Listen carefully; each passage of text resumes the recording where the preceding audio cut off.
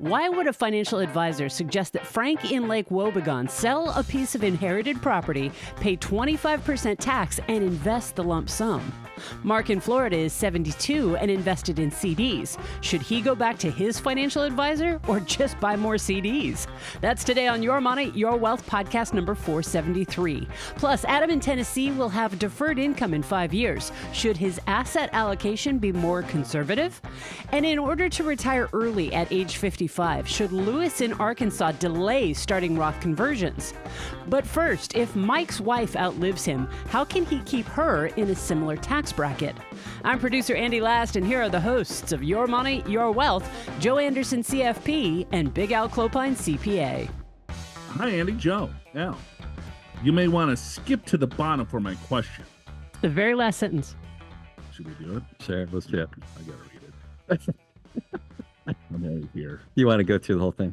Okay. I enjoy the podcast while I'm exercising or walking my 2.5-year-old golden retriever, who is well-trained, expert, who cannot contain his joy when meeting new people and may try jumping on them. I've been listening for a few years and sent a crappy limerick when that was a thing. You remember that one? Yeah, I do. Yeah. That was a long time ago. Love this guy. I liked it myself. Wow. I drive a 2017 hybrid Highlander or a 2012 Miata. Oh, a Mazda Miata. It's supposed to be my wife's. My time machine. 1966 convertible Mustang. My wife drives a 2012 Outback. My favorite drink is, what are you serving? Yeah. Yeah, that's our kind of guy. In summer, I like a cold beer, often a Newcastle or Legends Brown Ale. I think that excessive hops are added to a beer to make the trip around the horn or to cover up a bad beer. All right. Sometimes I'll have a glass of sparkling wine to celebrate today, or red or white wine, depending upon the meal. Lastly, a single malt scotch to have a serious or entertaining discussion with a friend. Oh. He sounds very like a professor of some sort. He writes limericks. You know what? Sounds like he likes a little scotch with a sounds delightful conversation with a good friend. Sounds like someone we want to hang out with. Yeah. I don't drink as frequently as it sounds. I don't know about that, Mike. My wife and I are part of the FIRE movement. FI. Yes, we know what FIRE movement is. Oh. Retire elderly. Retire elderly. The different. Financial independence. Retire elderly. Retire elderly. We are 70. Okay. Like smoking a cigar or something, maybe a pipe, drinking that scotch and having a nice, pleasant conversation. All right. We retired about 4 years ago on a fat wallet. Now 2/3 in IRA, 1/3 in Roths. We have lived the past 4 years on savings, a small Social Security benefit, and spousal benefits. Social Security is now fully turned on, in savings fill in the difference. We have been converting into our Roth IRAs over the past 4 years, paying taxes out of the savings. Our savings are also being used to update and remodel our 60-plus-year-old home. It's killing me. When RMDs start, we can live on Social Security plus the RMDs. All right. I'm thinking I should continue converting to the top of the 24% tax bracket, but I'm reluctant to use all of our savings to do so. Since the main reason for converting is to try to keep my widow, assuming she outlives me, in a similar bracket to what we are now, finally the question, is it reasonable to pay the taxes out of the conversion, or for the next 2 years, take our living expenses and taxes out of the IRAs? Thank you, Mike. Well, did you look up his old question? How much money does Mike have? Yeah, we're missing a key point here. If he drinks scotch and writes limericks, I'm guessing millions. Probably got a lot, right? I'm guessing. I'm guessing he's got a couple of bones. It could be he just sent us the limerick and we don't really know. So yeah, I'm not finding his limerick. I'm finding others, but I can't find one from Mike. Got it. So here's the thing we're missing. We need to know what the dollar amount is, how much you have in IRAs versus Roths, and then we can sort of get a sense of what the RMDs look like. Then we can tell you. Yeah, I think what he has to do, he's in his 70s now, so he's got RMDs coming up. Yeah. His RMDs and his Social Security is going to be enough for his living expenses. And so if you need the cash anyway, if it's excess of your living expenses. So what we find is this, let's say if someone wants to spend $100,000 a year and they have $50,000 of Social Security, but their RMDs are $150,000. So there's excess dollars that are coming out of the retirement account that are pushing them up into a higher tax bracket. Then we would say probably convert and pay the tax within the IRA while tax rates are low over the next couple of years, just to see what happens with the tax law over the next 2 years. Yeah, I think that's perfectly said, because many of our listeners and our clients, their RMDs are greater than what they need. And that's a problem. They're paying tax on income they don't really need. Right. But if the RMD and whatever other fixed income sources are is what you want to spend, then I wouldn't convert anymore. I think you're good. Yeah. And then the dollars will compound because if he's been converting, the 24% tax bracket is giant. Yeah, So, it is. I mean, he's converting a lot of money and he's blowing out of his cash savings, and it's like it's killing him. It's like my cash is dwindling. So I'm remodeling the 60-year-old house. I'm buying all this booze and writing limericks and spending all this money on these conversions because I listened to these two yahoos on a podcast back in 2021. Yeah, the 24% bracket for married couples in 2024 goes to about 380,000. So we don't know what your income is, but if you're converting to the top of that, that's a pretty big conversion. Yeah, I would say I think you're good, Mike. I would say if you want to convert some, yes. We can't really answer this because we don't know what the dollars are, but I think the concept that you outlined, Joe, is exactly right. If you don't have excess income and you need what's coming out, maybe you're okay. All right. Thanks for the update, Mike. We got, what do we got? Lake Wobegon. Wobegon. Prairie Home Companion, right? Yep. I know the guys love when people lead with the question, so here it is. I'm trying to limit the amount of long-term capital gains I would pay on this situation. But first, things first. I enjoy Greenbelt Premium. Oh. You know about that? Man, I love Greenbelt Premium. What is it? It's beer. Okay. Yeah, it's a Minnesota beer. Okay. I haven't had a Greenbelt Premium in, I don't know. It's probably 10 years. Got it. My dad used to drink when he died 17 years ago. So Joe would appreciate that. Hey, wow. Oh, he got that right. Yes, you got that right. You know I would. My wife likes tequila and sampling craft beers with me. I drive a 2010 Ford Ranger and a 2006 Prius. My wife has a 2015 GMC Terrain. All paid for. I think you'll notice a trend. We live a common lifestyle. All right, I'm 65, been retired since 59, but work part-time as a substitute teacher, more because there's a shortage of substitutes than the need for the money. I also volunteer about 40 hours a month at a local food shelf.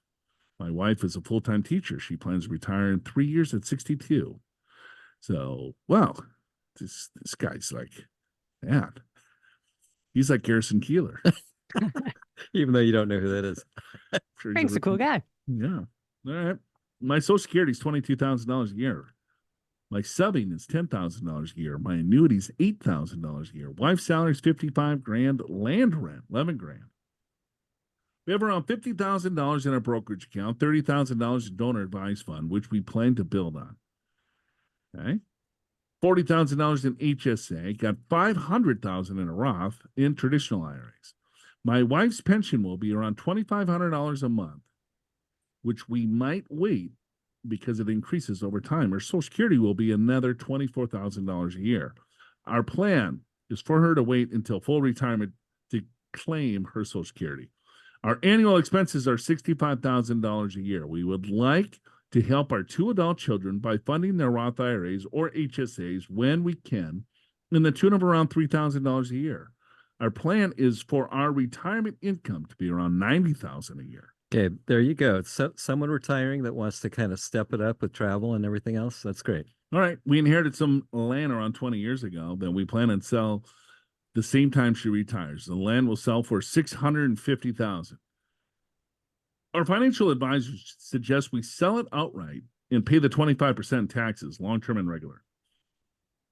They say we will benefit from being able to invest the lump sum. Oh, imagine. Okay, here we go. I wonder where that advice came from. Yeah. Long term. Yeah. Okay. Let's go. We hate that idea. All right. Well, if you hate the idea, don't do it. Yeah, don't do it.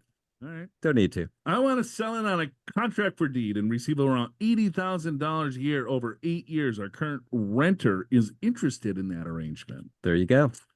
All right. My thinking is that the year we sell the land, I will suspend my Social Security. I will be 68 and start it up again at age 70. That will give me 2 years of growth. We will live off of $80,000 a year. We live off the contracted deed, and we can supplement the funds with the Roth or traditional IRAs if we need, and or her pensions. Our thinking is that we would keep our long-term capital gains low, and we really don't need the $640,000 in a lump sum anyway. Is the tax saving in this strategy worth the effort, or is our advisor right? Frank from Lake Wobegon. Okay, so let's see. 640,000, 25% of that. All right. Okay. Doing some math here. What do you think, Big Al? Yeah, well, there's no reason to sell the land right now if you don't want to. And what just FYI, sometimes you get an advisor that will want you to sell a capital asset so they can manage more and have more fees. I'm not saying it was true in this case, but just be careful of that bias, I guess, from that advice. But I would say, you know what? In just a few years, you'll probably have 3 years, 6%. You got about 600K now, 700,000, right? And your spending is going to be 90, but you got 60,000 of fixed income, even before wife's Social Security, right? So you need 30 grand out of 700. That's a 4% distribution rate. Plus you got the 80,000 per year. So yeah, what you want to do works just fine. I like that better than what you're being told. So he's got $600,000 right now. And so he doesn't want to sell the land, pay $200,000 in tax. Yeah. He's going to net out 450, 480, something like that. And then now that 480 would grow. Or he could say, all right, well, maybe I don't touch my $600,000 today, and I let that grow over the next 10 years because I'm going to receive the cash income that I need to live my lifestyle from this contract for sale deed. So 600,000 over 10 years is going to be 1.2 million. Right. He's going to have $60,000 of fixed income. Yeah. And another whatever when wife takes 24,000 a year, right? So call it 75,000. So they're going to have 85,000. Sorry, I did the math wrong. 85,000 plus another 1.5 million, call it. I think that's good. Yeah, I did too. You don't need to do anything rash right now. Because let's say he sells it and he doesn't want to do it. He sells it, he pays the tax, and then his advisor's going to invest it, which is great. I mean, that's more liquidity. There's probably maybe, I don't know if there's less risk depending on the tenant. Is the tenant, I mean, there's pros and cons to both sides here. Yeah, but if Al, you just wanted to rip on the advisor. I want folks to be careful when an advisor tells you not to pay off your mortgage or to sell a property, because that lump sum is looking good. Looking pretty good to me. I agree. But all right, so he needs to bridge a gap for 10 years. Right? So now he doesn't have the $80,000 coming in. So let's say he sells the property. He's got 600,000, and then he'll receive another, let's call it 450,000. So he's got $1.2 million today, but he's going to have to take $80,000 from that portfolio over the next 10 years to cover his living expenses. No, he doesn't, because he's already taken his Social Security. But he's pushing all of that out, he said, for 10 years, because he's just going to live off the land. Oh, I see what you're saying. I'm comparing the two. That's not what he's doing right now. Okay. Right. So his plan, what he's thinking of doing, if I understand the question right, and sometimes it's hit or miss with me, is I think you may be right. So he's like, all right, I'm going to do this land deal, and I'm going to get $80,000 over the next 10 years, and I'm going to live off of that. We're going to push pensions. We'll push Social Security. Everything's good. We can live that. And if we need a little extra cash, we have some savings here. But for the most part, we're going to live off of this $80,000. Right. So he doesn't have to touch any of the investments, and he can let everything else grow. And so if that were the case, his other assets would grow to, let's call it over $1 million, 1.5 million. Sure. If he sells the land today, he's only going to net, let's call it 450,000 from the sale of that property. If he could sell it, Yeah. pays the tax, he nets for 450,000. He's got 600,000 already saved. So if you add those two together, it's 1.1 million. Sure. Make sense? Yep. But now he has to create the $80,000 from the 1.1 million. Yeah, which is difficult. Which is almost impossible. Without the other income. Right. So then he's going to have to draw Social Security early. The pensions are going to have to come into play early. Right. And so they'll be lower than they would have been. Yep. Yeah, I think it's a brilliant plan to do what you're thinking. I love it. So yeah, sell the property. Here's my number, and I'll invest that for you. No problem there. Yeah, because we'll make up the taxes in the market. We'll share Grain Belt. God, that brought some good memories back. Grain Belt Premium. Yeah, really? All right. Gosh, I'm gonna have to try to get you some for your birthday. Sure. It is tax season, and we've got free resources for you. Watch 10 tax-cutting moves to make now on YMYW TV and download the companion Top 10 Tax Tips from the podcast show notes, available this week only. Plus, sign up for our free live webinar next Wednesday, March 27th at noon Pacific, 3 p.m. Eastern Time to learn strategies to reduce your tax bill and lower your overall tax liability as you plan for a successful retirement. Tax Planning Manager Amanda Cook, Esquire CPA, will outline the laws that impact your taxes, important tax deadlines, and how to take advantage of tax-saving opportunities that are available this year.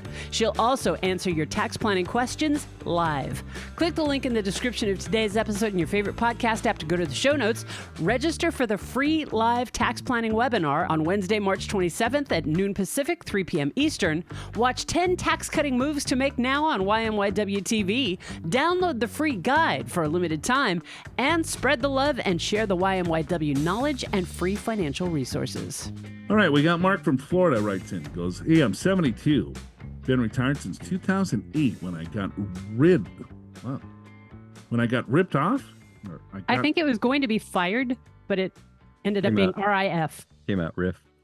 When I got riff from... Let's go with fired. I think he got fired. 33 years of service. I think he got riffed. I think he got laid off is what happened. He got riffed. He got riffed. Which doesn't sound good. No, it's really bad. That's worse than getting laid off. Yes. I was working with a financial advisor up until about 5 years ago when I decided to riff him. There you go. Yeah. To get out of the market and just put my money in CDs at 3.5% or 3.25%. My CDs have matured this January 2024. I have approximately $1.4 million in IRAs that need to be reinvested. I'm thinking about going back to the financial advisor because he could be helpful with my tax issues coming up. Just to note that I have never taken any money from my IRAs since 2008. Do you agree with my thoughts of going back to the financial advisor at this time, or should I just buy more CDs?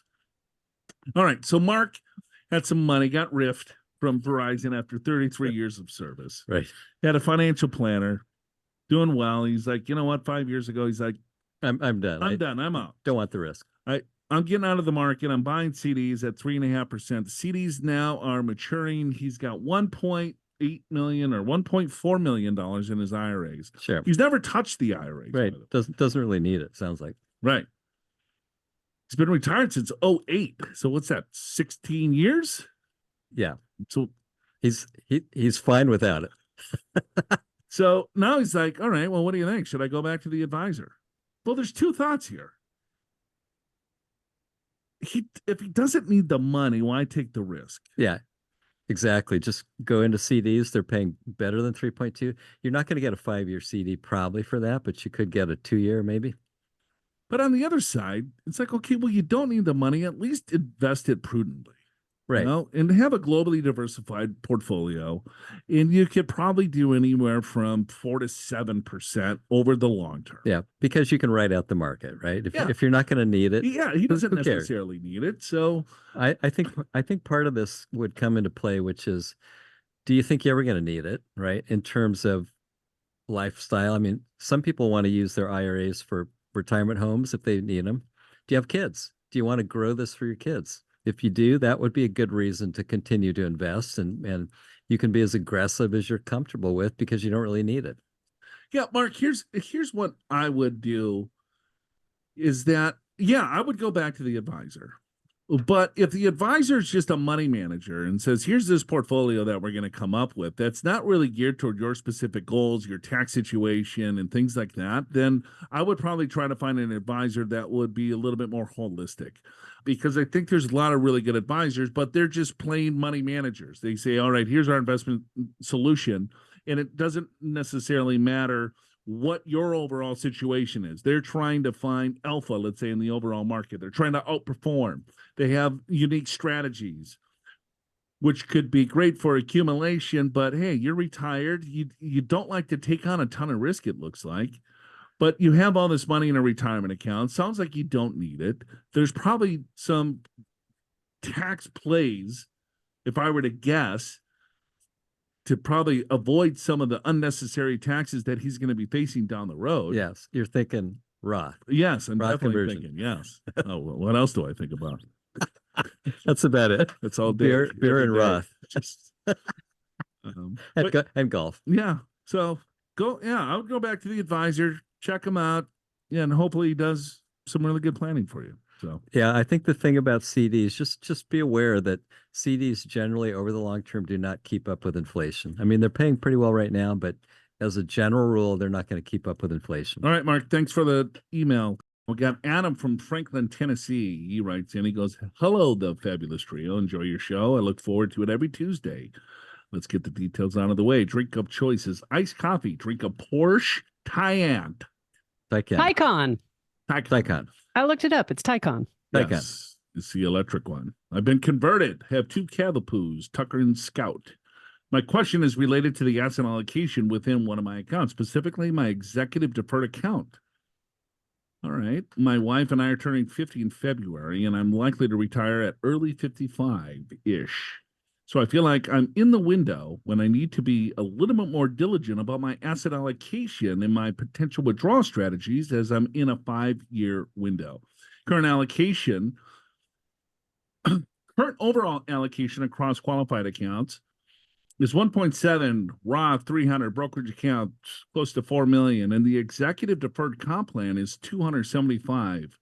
And they're all very close to 70% equities, 30% bonds. I'm deferring a big chunk of my annual income, currently roughly $150,000 per year. Started this 2 years ago and will continue this for the next 5 years. So without any growth in it, there'll probably be over $1 million by the time I retire, and that money will come out evenly over 10 years after I separate from service. That should cover the vast majority of my expenses. Might need another couple of bucks. So I can pull that out of the brokerage or the 401k. My question is, so let's back up before we get to his question. Okay. Just so everyone understands. So he's got an executive deferred comp plan. Right. And so what that means is that he can defer his income and put it into an account.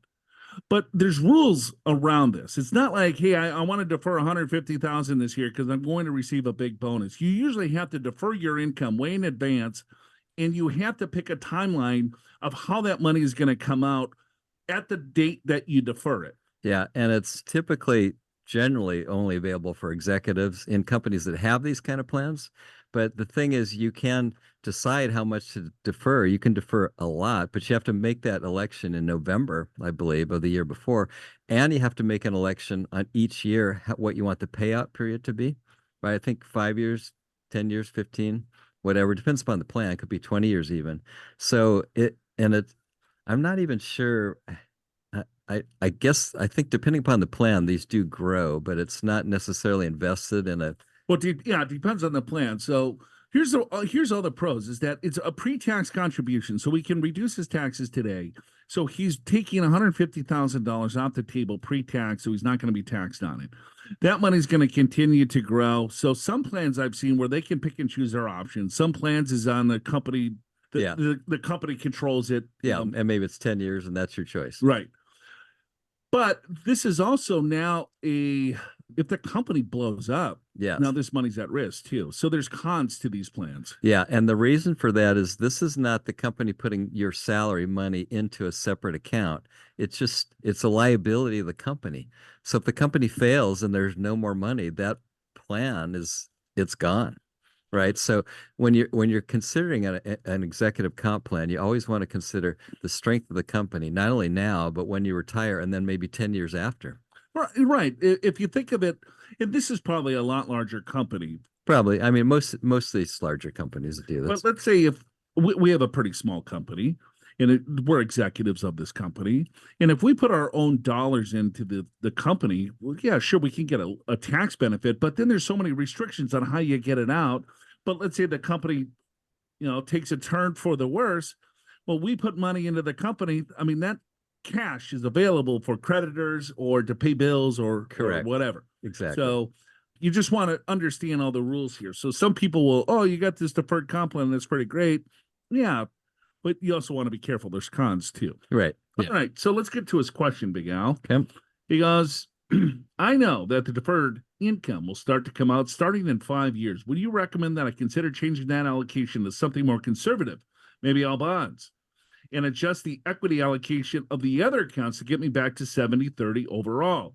Or since that money will come out over a 10-year period, should I be thinking about it more of a long-term allocation and just leave it 70-30 from 55 to 65? I expect another 75,000 or so of dividends, interest, capital gains from my brokerage account. So likely looking at $175,000 or so of income during that period before the deferred income ends and Social Security starts. Thanks for your help. And your faithful listeners appreciate what you do. Oh, thank you, Adam from Franklin, Tennessee.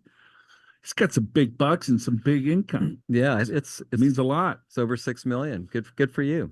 Yeah, it's a 15-year time frame, Adam. Right. It's not a 5-year time frame. So you want to glide path that thing, and I hate that term glide path, and I can't believe I just said it. I can't believe you just said it. I hate it. As soon as I said it, I wanted to hate myself. But it's a 15-year time frame. So instead of going all bonds, you could probably go 70-30 still, but then you might want to go 60-40, 50-50, depending on, and I would gauge it that way. I would too. And then you may change it later depending upon what the market does. But, in some ways, here's a thought for keeping it 70-30 the whole way through is 30% of what you got is in bonds. Now, in the early years, it's okay if the market it collapses. Generally, it will recover in a year or 2 or 3. But as you start getting into maybe 5 years in, now you don't necessarily want to keep it 70-30 because more is coming out than the 30%.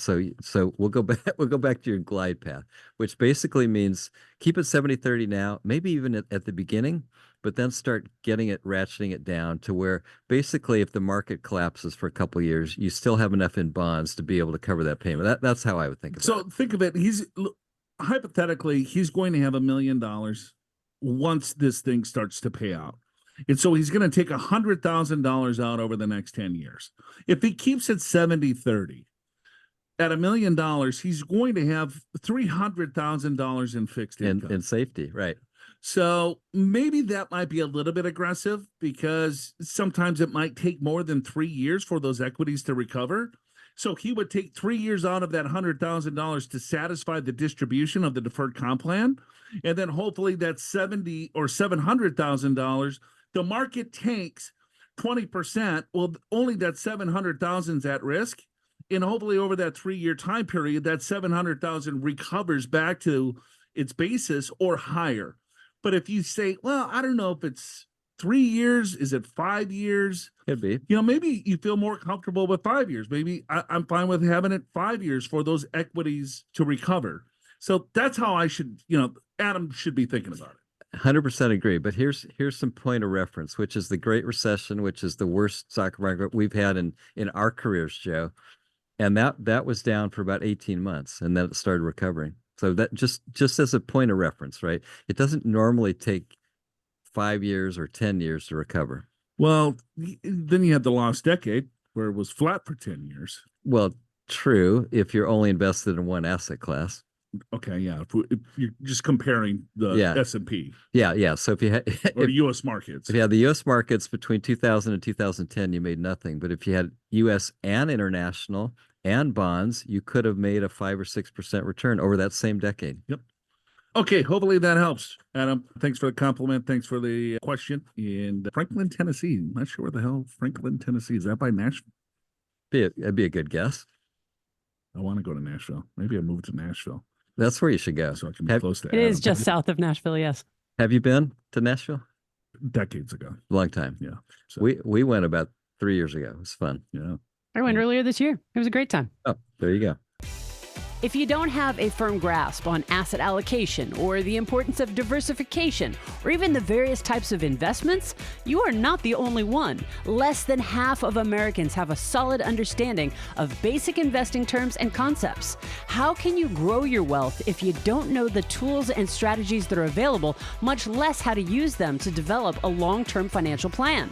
Visit the podcast show notes and download our Investing Basics Guide for free. It'll give you a beginner's overview of asset classes from cash to fixed income, equities to commodities. Why does a basic 60-40 portfolio generally outperform the average DIY investor? How are mutual funds and ETFs different, or stocks and bonds for that matter? What kind of returns do they get? How much should you have of each? Find out. Click the link in the description of today's episode in your favorite podcast app to go to the show notes and download the Investing Basics Guide right before the episode transcript for free. Hey, Joe, Big Al, Andy, this is Lewis from Arkansas. Nice accent. Yeah. Long-term listener, first-time writer. Oh, there it is. I drive a Ford F-150. But sorry, Joe, I don't drink straight Jack Daniels. I prefer a Long Island iced tea or a Kentucky Mule. All right. Wife enjoys a little red wine or an old-fashioned. Wow. I like the wife that drinks an old-fashioned. I don't think you'd drink straight Jack Daniels. No, I think I was making fun of the guy with the Ford F-150. I go, I guarantee he probably just slams Jack Daniels out of the bottle. Right. Yeah, I suppose he's responding to that. We got a newborn, 2 years old, in a too rambunctious mini Aussie. Wow.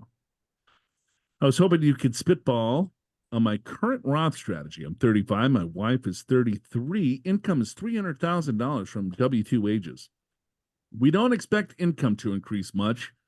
We also get $12K from rentals. Current investments, $500,000 in retirement accounts, $500 in a brokerage, $45 in HSAs, and $25 at 529s. $1 million in equity across several rental properties. Current annual investment allocation, $58,000 going into 401ks, $24,000 a year going into the brokerage account, $20,000 to 529 plans. Man, they're saving a ton of money. Big time. What are they saving? $100,000 a year? It's a lot. Oh my God. They're $330,000 of W-2 wages. So, I mean, they're paying a ton of tax. And they're saving everything else. They must live in Maumelle. That lower cost of living? No. No. It's a really nice area. Okay. Our current plan is to continue this investment strategy for about 8 to 10 years and then die with $1 billion. I would like for my wife to retire or take a lower paying, lower stress position at that time. And I'll also work part-time. My income would be about $80,000 at that time. Rental income is harder to project, but let's say it'd be around $25,000 at age 45 and $70,000 at age 55. We would work in this part-time capacity until our necessary drawdown was less than 3%. All right. This guy's sharp. Yeah, He's got it. He's got it dialed. But I think we could both be completely retired by 55 and 53. We currently do not have any Roth assets. If tax rates cooperated, do you think we could use this 30-year period to reduce income to more efficiently generate Roth assets through conversion? We recently started tracking our annual spend, which is about $130,000 a year. This does not include daycare costs and 529 contributions. We have about 5 more years of the shorter term expenses that are currently $50,000 a year. I know Joe will say, you're young. You're going to want those decades of tax-free growth. Damn right you do. I can hear you thinking that right now. But hear me out. Yeah. If we are diligent about using the tax savings today to continue investing, could we use our potential long runway to do conversions to do better than 24% tax bracket that we're in today? I do have the option of a Roth 401k with my plan, and we could both be doing yearly backdoor Roth IRAs, but I think we can do better. Am I thinking about this wrong? All right. I have a long list of podcasts I've listened to, and yours is my favorite. There you go. Oh, Lewis.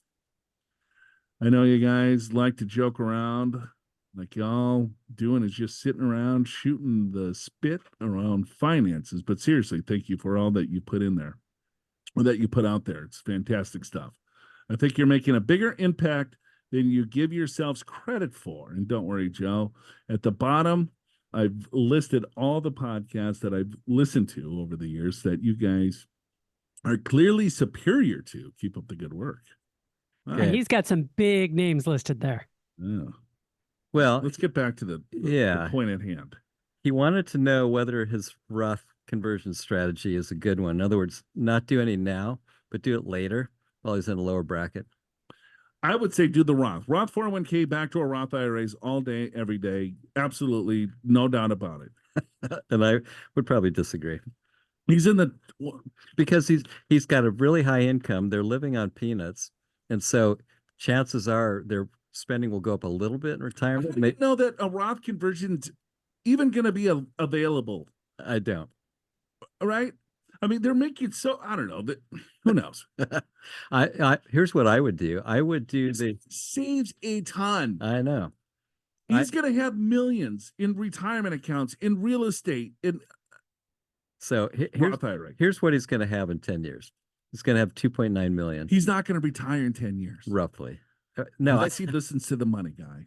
And well, if he listens to Choose FI, he will. Yeah. I don't think guys like this can retire. Yeah. This guy's a grinder. Yeah. He makes a ton of money, drives a Ford F-150. So if he retires in 10 years or he's got a ton of real estate. He'll have a 12-year-old retiring with a 12-year-old. Yeah. May not want to Lewis, man. We got 2-year-olds. We should hang out. You want to retire in 5 years? Let's do it. Yeah, yeah. And anyway, I would do the Roth provision in the 401k. I'd want to know a little bit more, I guess, about really whether this retirement is serious or not. You bring up a good point though, Joe, and that is he really going to retire? He's not. It's so, I mean, you got the compound tax-free growth now. You take the uncertainty of taxes out of the equation. I know, but he's listening to all these FI shows and they're getting them all jacked up. Yeah. And he's saving a ton. He's getting jacked up and he's saving. He's getting excited. And then guess what? It's going to hit that day. And it's like, oh. It's like, what was I thinking? Yeah, or you know, it's like once you accomplish a goal, right? And it's like, all right, well, I got a bigger goal. I got people like this, I think, is that, all right, my goal is to retire here or have enough capital to retire at a certain age. And let's say that number is going to be $3 million. He's going to get $3 million. And guess what he's going to do? He's going to say it's not enough. I want more. Right. I could do more. I'm going to figure something else out. But he's savvy, he's smart, he's sophisticated. He's in his 30s and he's saving like mad and he's already got a ton of cash. But I'm gonna go with what he asked, assuming a 10-year work period. And I just ran some numbers, and I think he said he'd work part-time. He's about $70,000 short in income, right? So based upon my conservative math at 6% rates of return, 3% inflation, that's what I'm coming up with. That's how much he would need to make. I don't know. Sometimes you get to 45 and you're thinking this is great, and then you retire. You actually do retire. But then you realize, oh, this isn't quite what I thought. Right. And I think whether he retires or not doesn't really matter. I think what you're saying is he will likely come back to work because at 45, you got a lot of energy. He's going to run his own business. He's going to do something. Yeah, yeah. So if that's the case, then you might want to do Roth conversions now as well as later, just because you may not be in that lower bracket you're thinking. And I get there's a certain amount of logic in that. If you just look at the map now, But this show's not just about math. It's about life. I'm just thinking what I would do. All right. That's it. We're done. Goodbye. Just cut your money wrong. Limericks, Prairie Home Companion, 30 hours of YMYW, golf carts in Arkansas versus Belize, and I edit Joe to save him from his own comments about other podcasters in the Derails, so stick around. If you enjoy YMYW, tell a friend or 12. And don't forget to leave your honest reviews and ratings for Your Money, Your Wealth in Apple Podcasts and all the other apps that let you do that, like Amazon, Audible, CastBox, Good Pods, Pandora, Player FM, Pocket Casts, Podcast Addict, Podchaser, Podknife, and Spotify. We are literally on all of them. Your Money, Your Wealth is presented by Pure Financial Advisors. Truly optimizing your money and your wealth in retirement takes more than a spitball. Click the free financial assessment banner in the podcast show notes at yourmoneyyourwealth.com or call 888-994-6257 to schedule a no-cost, no-obligation, comprehensive financial assessment with the experienced professionals on Joe and Big Al's team at Pure. Meet in person at any of our locations around the country or online via Zoom, no matter where you are. Let the Pure team help you create a detailed financial plan tailored to meet your needs and goals in retirement. Pure Financial Advisors is a registered investment advisor. This show does not intend to provide personalized investment advice through this broadcast and does not represent that the securities or services discussed are suitable for any investor. Investors are advised not to rely on any information contained in the broadcast in the process of making a full and informed investment decision. I remember the limerick. It was like, I thought Andy would have it at the top of it. Yeah. No. And who knew, Joe? You and I like limericks. Yeah, we love limericks. But when limericks were a thing, when were limericks a thing? I'm not Hold sure. on. Let me see if I can find it real quick. I drive a 2021. Wow. Oh, you found it. Yeah. How did you find it so quickly? I searched it on our website. No. So here's a good limerick for you. This is from Jim in Santa Cruz. A financial advisor named Joe refuses to prep for his show. He hates IUL and relies on Big Al to explain the Roth garage DOA to rhyme with show. Wow. I don't remember that one. I don't either. But that was Jim in Santa Cruz back in 2021. Got it. It's pretty good. What's Prairie Home Companion? Garrison Keeler. He used to Garrison, do... that's You what know. Come on, you know. he always said from Lake Wobegon. Is that Minnesota? It's either that or Wisconsin. I'm not sure which. It's got to be Minnesota. Like Wobegon. You can look it up, Garrison Andy. Keeler, that name does sound, but was it? It is a it's- fictional town. Yeah, Yeah. No, it's not real, but he did a show called Prairie Home Companion for a long It was time. broadcast from St. Paul, Minnesota. That's why. There you go. Let's see. Way before my time. Not really. All right. Another reference Joe would relate to. Yes. Now that I Now that you know what it really means. know it. P.S. I recently took an Amtrak from New Orleans to central Minnesota, 30 hours on the train, and basically binge listened to your show for several hours on the trip. I can pretty much guess what you're going to say about many situations. Wow, 30 hours of YMYW. That is absolutely insane. How many grain belt premiums do you think he drank by listening to this crap for 30 hours? You got to imagine, a couple an hour. Couple an hour. Oh, I got a couple of segments. Well, my in-laws live in Arkansas. I know. So you got that accent down. Oh, yeah. Plus, you lived in Florida for a while. It's Yeah. not quite Arkansas, but Been yeah. to Maumelle, Arkansas. Have It's you? right outside of Little Rock. Oh, yeah. Yeah, okay. I play in a golf tournament there every year with Big Pat, my father. got it. Okay. There's like thousands of golf carts on this golf course. Really? It's like everyone in their kit. Babies are driving golf carts. That's what they do. Yeah. It is incredible. I just got back from Belize, as you know, and everyone there drives a golf cart because the streets are too narrow. Oh, So all the tourists, all the locals just drive golf carts. so you're trying to ump me? Belize versus Arkansas? Yeah. Got it. Did it work? I think so. You won. Well played. Well played, sir. But I'll go to Arkansas with you All right. sometime, and then Yeah, we can compare notes. we'll flop on down to Belize right after. Money guy. Who's the money guy? Is that any good? I believe his name's Brian Preston. Okay. Choose FI. Andy and I have met those podcasts. Millionaires unrevealed, unveiled. Unveiled. Oh my God. Earn and invest. Never heard of that one. Two sides of FI. Is that the ones that you guys met at that No. movie premiere? No, No, choose FI. FI. Oh, two Which is sides on of this that. list. All right. Real estate investing with Coach Coach Carson. Carson. You know that one? No, I don't know Coach Carson. Me neither. I know the mad scientist. Didn't we have him on the show? Don't remember him. That might have been right before I came on. I can't remember. He's a fire guy, right? Yeah. Choose FI, bigger pockets, married kids and money. He listens to all these? Well, He says he has listened to them. Wow. He has, and he thinks we're better than these. The ones that were worse than, he hasn't listed Yeah. them. I don't have any money things on my list of podcasts. You know? Anymore. Nope. Nope. You- Yeah, I used to listen to a lot. Yeah, you and I like used to listen to a few. Yeah, but now it's a lot of golf podcasts. And I listen to books on tape. Right now, I'm listening to one on learning Spanish. Andy, hopefully she can edit some of those comments I made about some of those. Okay. Cut it all out completely. Yeah, you bet I edited that.